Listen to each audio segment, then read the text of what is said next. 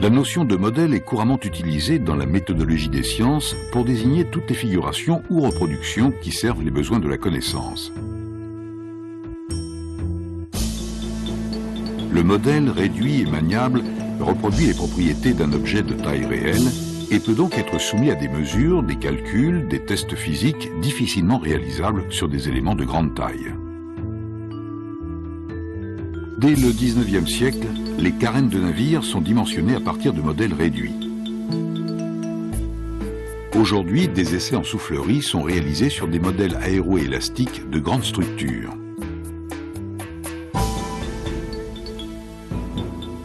L'action de la houle et de la sédimentation, les grands barrages ainsi que les aménagements portuaires sont souvent vérifiés sur modèles réduits.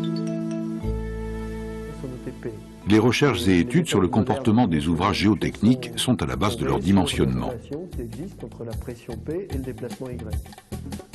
Celui-ci se fait par méthodes empiriques, par calcul analytique ou numérique, en utilisant les propriétés rhéologiques des géomatériaux. La validation des calculs peut se faire sur ouvrage en vraie grandeur dans des stations d'essai ou in situ. Cette approche, qui ne permet guère la répétition des essais ni la réalisation d'études paramétriques, demande une instrumentation adaptée et onéreuse.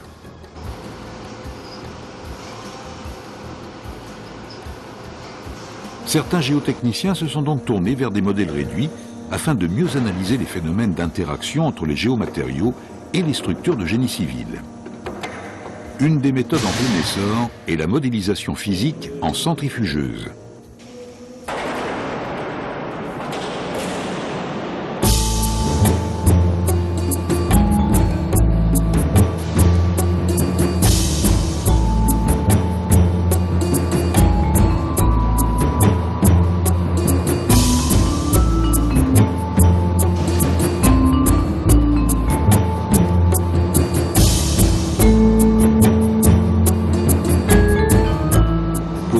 La rhéologie des sols, on effectue par exemple des essais triaxiaux de révolution.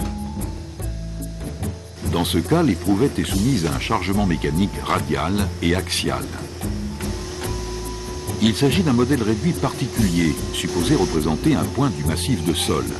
Cette approche permet, dans le cadre de la mécanique des milieux continus, d'élaborer la loi de comportement. Les géomatériaux ont généralement un comportement fortement non linéaire et dépendant de l'état de contrainte. Le critère de plasticité délimitant la zone où le comportement est élastique de celle où il est plastique dépend lui-même de la combinaison des contraintes principales. Dans un massif de sol, les trois contraintes principales sont souvent orientées selon deux directions horizontales et une verticale. La contrainte verticale due au poids propre est égale au produit de la masse volumique par l'accélération de la pesanteur et par la profondeur Z. Entre deux points de profondeur différentes, l'écart de la contrainte est donc delta sigma V. Lorsque cet écart est significatif par rapport à l'intensité des contraintes régnant dans cette portion, en particulier à proximité de la surface du sol, il convient de modéliser les forces de masse. C'est le cas des tunnels à faible profondeur. La similitude entre l'ouvrage géotechnique prototype et le modèle réduit est caractérisée par l'invariance du rapport adimensionnel de certaines grandeurs. Par exemple, le facteur d'échelle sur les longueurs est égal à 1 sur n. Pour que la contrainte verticale soit identique en deux points homologues, le facteur d'échelle sur le produit ρg devra être égal à n. La gamme des densités des matériaux naturels n'étant pas très étendue, on conserve la même densité et on augmente la constante de gravitation. Le modèle devra donc être soumis à un champ de macrogravité pour établir une relation de similitude avec le prototype, faisant intervenir la combinaison de 3 unités fondamentales parmi 7, le temps, la longueur et la masse. On parle de macrogravité quand l'accélération de la pesanteur est supérieure à la gravitation terrestre. Celle-ci se déduit de la loi de l'attraction universelle établie par Newton en 1683. Les lieux où règne une macrogravité naturelle ne sont pas facilement accessibles. Sur le Soleil, le champ de gravité est 28 fois supérieur à la gravité terrestre. Mais des problèmes de métrologie n'y seraient pas à exclure. Les conditions de similitude les plus fondamentales peuvent être obtenues en examinant les équations indéfinies de la mécanique qui mettent en relation la contrainte de Cauchy, les coordonnées, la masse volumique, les composantes du champ de l'accélération de la pesanteur, l'accélération particulière, qui est la dérivée de la vitesse. Lorsqu'un fluide s'écoule dans un milieu à porosité connectée régulière, une force volumique, dirigée dans le sens de l'écoulement, vient se superposer au gradient de contrainte effective, reprise par le squelette solide. C'est la force volumique de percolation. Cette technique, développée dans les années 1960, est dite du gradient hydraulique. On peut ainsi simuler des niveaux de 50 G. La table à frottement de base permet de générer un effort par frottement d'un tapis roulant sur un modèle afin d'étudier la stabilité de massifs rocheux ou les sections de tunnels à faible profondeur. Le gradient hydraulique et la table à frottement de base ne simulent pas la macrogravité, mais ses effets. Si l'on souhaite créer un incrément de constante de gravitation en modifiant l'accélération du modèle, il faut le mettre en mouvement. Dans l'essai à la coupelle de Casagrande, qui permet la détermination de la limite de liquidité, on exploite l'accroissement des forces d'inertie. La rupture d'un talus en modèle fortement réduit est provoquée par la succession de chocs.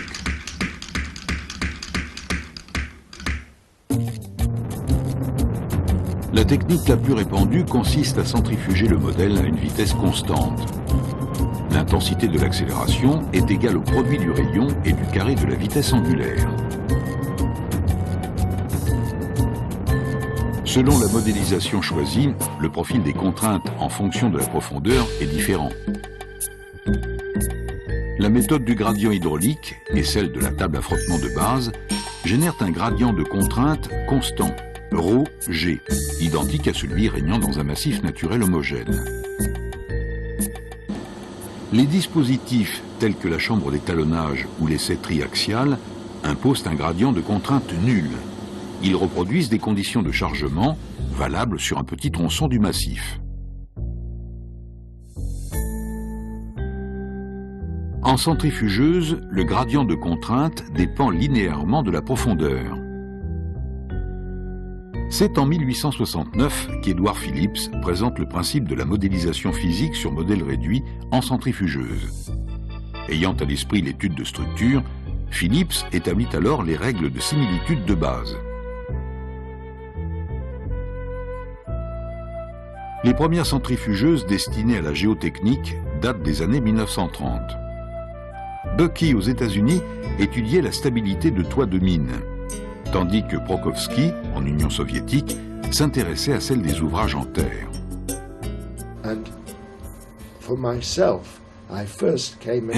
En ce qui me concerne, l'idée d'essai au moyen de centrifugeuses me vint en lisant le livre de Sokolovsky, Statique du sol, dans lequel je suis tombé sur une note de bas de page qui mentionnait la méthode bien connue de modélisation en centrifugeuse de Prokofsky.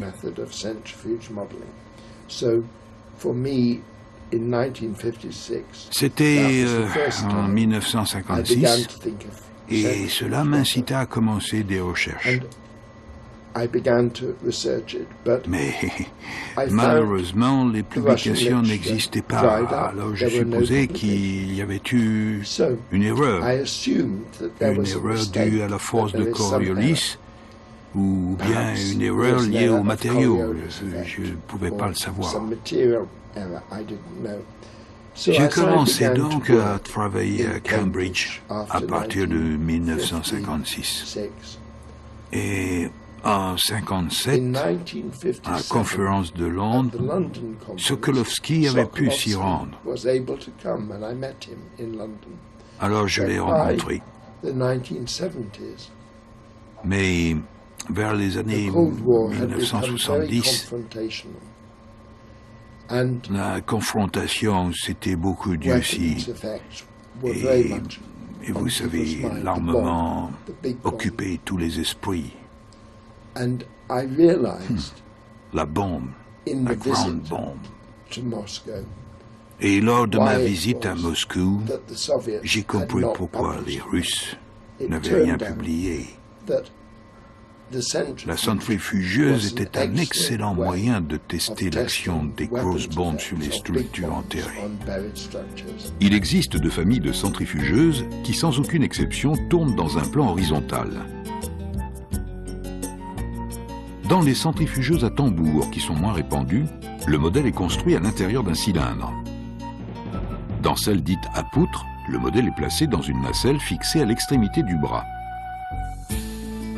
Parmi la soixantaine de centrifugeuses géotechniques dans le monde, une quinzaine a été développée suivant le modèle réalisé au laboratoire central des Ponts et Chaussées.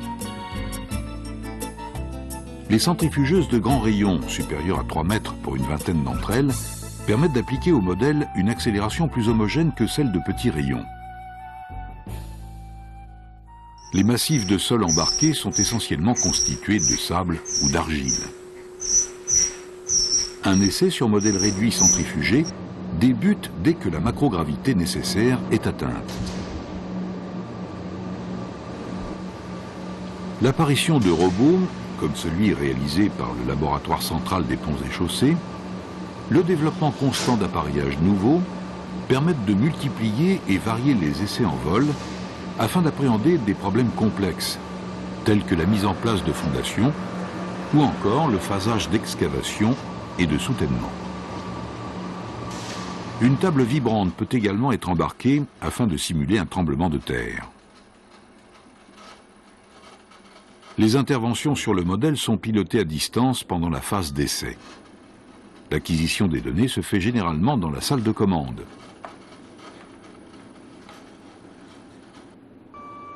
On enregistre ainsi les forces, pressions, déplacements, déformations, ou encore des mesures délivrées par des capteurs spécifiques.